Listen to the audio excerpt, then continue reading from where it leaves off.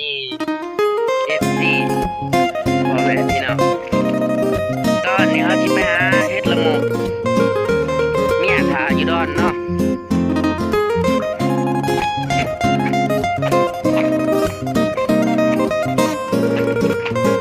ตอนนี้เขาไปหลังงานไป